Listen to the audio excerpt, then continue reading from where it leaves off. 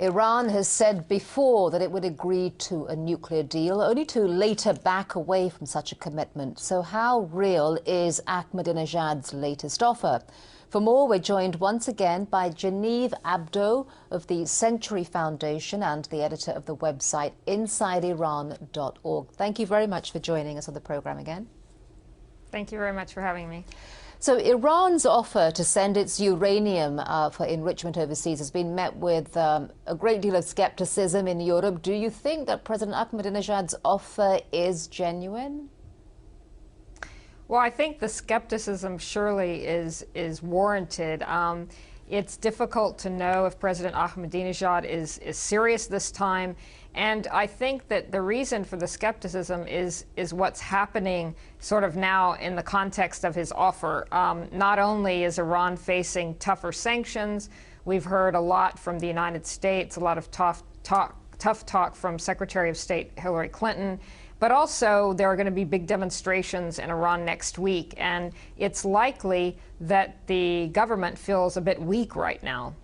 What about the United States? Is it certain about what to do about Iran at this point? No, there's really a lot of confusion here in Washington. I think that people are pursuing in the administration or advancing this idea of sanctions simply because there don't seem to be other alternatives.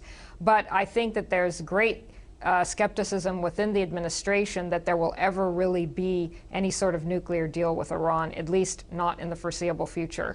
So then with the threat of these increased sanctions on Iran being discussed, where do you see the nuclear issue playing out now? I mean, where do you see it going in the future?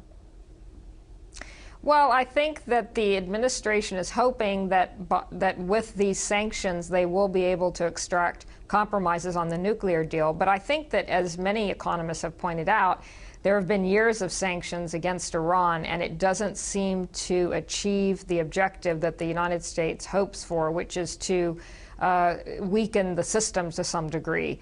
And people are warning, of course, that even if sanctions are imposed, they could hurt the Iranian people rather than, say, for example, the Islamic Revolutionary Guards, who have widespread economic interests outside Iran.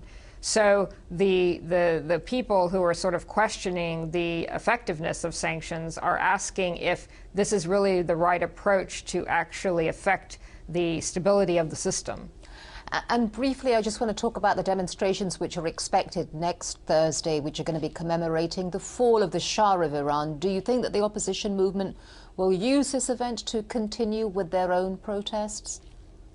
Yes, absolutely. They have said that they're going to demonstrate on Thursday. Their leaders, at least the symbolic leaders of the movement, Mir Hussein Mousavi and others, have called for the demonstrators to come out, but to sort of organize peaceful demonstrations. On the other side, on the side of the regime, there have been high-ranking officials and clerics, namely Ayatollah Janati, who has warned that if the demonstrators come out, that the military will confront them, that the state will do everything in its power to crush the demonstrators. So I think, unfortunately, we're looking at a pretty massive confrontation next week. All right, Genevieve Abdo, thank you very much for joining us. Thank you.